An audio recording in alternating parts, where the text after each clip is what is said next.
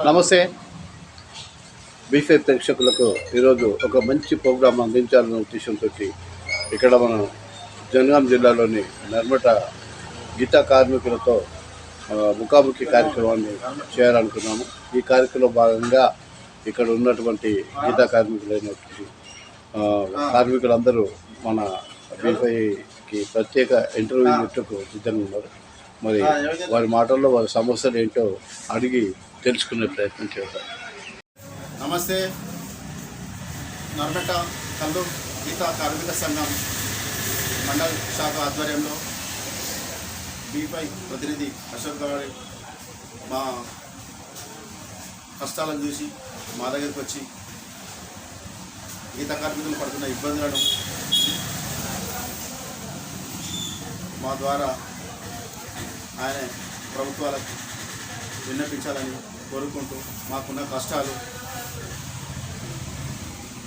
కార్మికులు గతంలో కళ్ళు ఉన్న డిమాండ్ చాలా తగ్గిపోయింది. కళ్ళు తాగట్లేదు.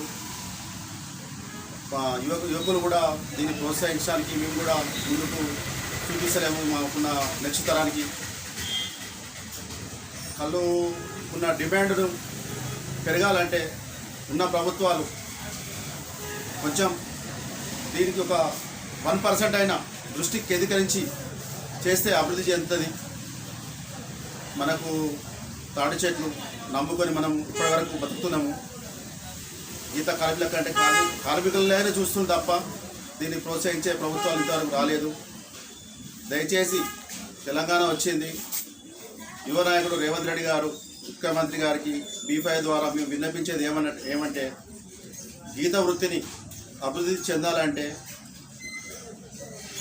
వృత్తిలో చెట్టు కింద ఇచ్చి పడిపోయిన అంగవైకల్యం వికలాంగుల లెక్క మొత్తం లేవకుండా ఉన్న వారికి ఫస్ట్ సహకరించాలి.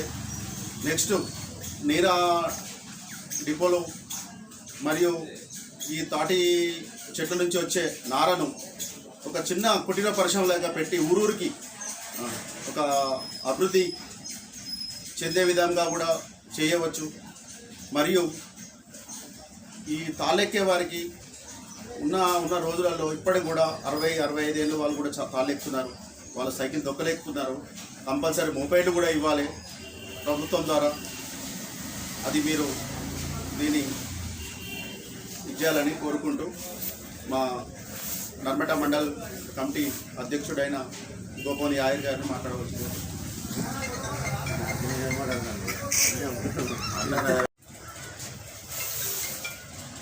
నమస్కారం. నా పేరు జొన్నగొండ శ్రీనివాసు. నేను కల్లు గీత కార్మిక సంఘం జనగాం జిల్లా ఉపాధ్యక్షుడు.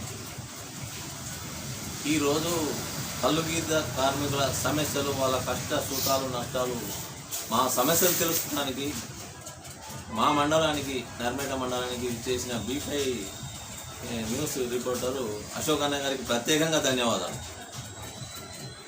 ఎందుకంటే మా సమస్యలు తెలుసుకోవడానికి వచ్చి ఇంత వర్షాలు పడుతున్నా ఈ వాతావరణం కూడా వచ్చి మా సమస్యలు తెలుసుకోవడానికి వచ్చిందంటే అందుకు పూర్తిగా మా కల్లు గీత కార్మిక సంఘం వైపు నుంచి ధన్యవాదాలు చెప్తూ, అలాగే కల్లు గీత కార్మికుల సమస్యలు ఏ విధంగా ఉన్నాయంటే, పోయిన ప్రభుత్వం ఎన్నో హామీలు ఇచ్చింది.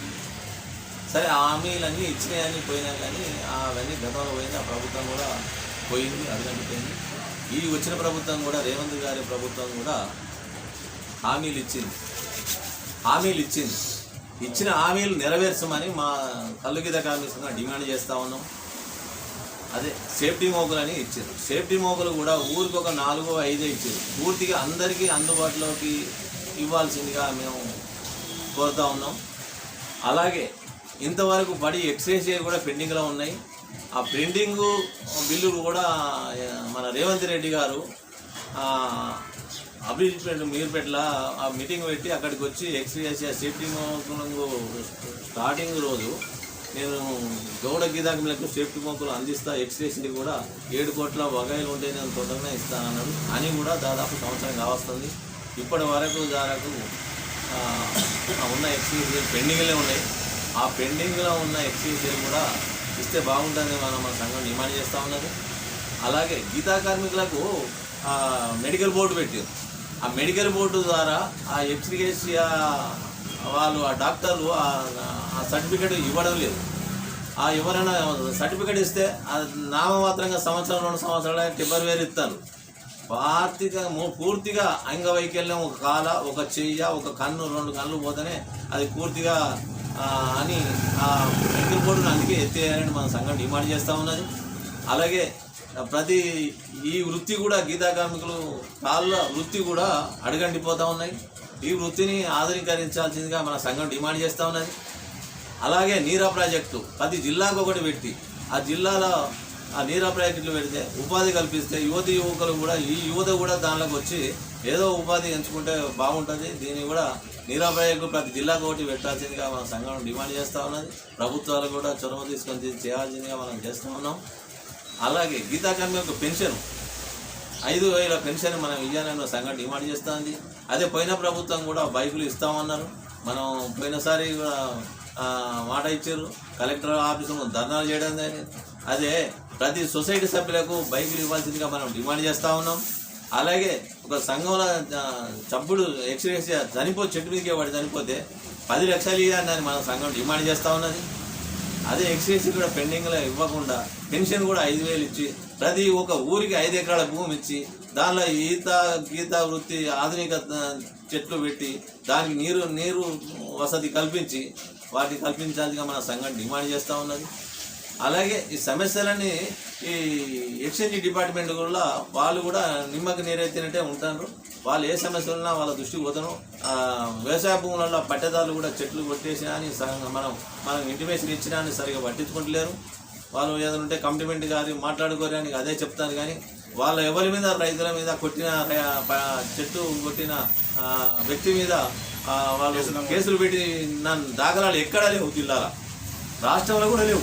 నామమాత్రానికి కేసు పెడతారు, ఏదో మీరు కాంప్రమైజ్ అని చెప్తా ఉంటారు. కానీ తాడి చెట్టు కొట్టిన వ్యక్తి మీద ఇక్కడ కేసులు పెట్టిన దాఖలాలు లేవు. మరి గీతా కార్మికులు అంటే ఎందుకో ఈ చిన్న చూపు ఈ ప్రభుత్వానికి సంఘం చెప్తా ఉన్నాం. అలాగే మా సమస్యలన్నీ తెలుసుకోవడానికి వచ్చిన బీపై న్యూస్ అశోక్ అన్న గారికి ప్రత్యేక ధన్యవాదాలు. మా సమస్యలన్నీ తెలవాల్సిందిగా కోరుతాం.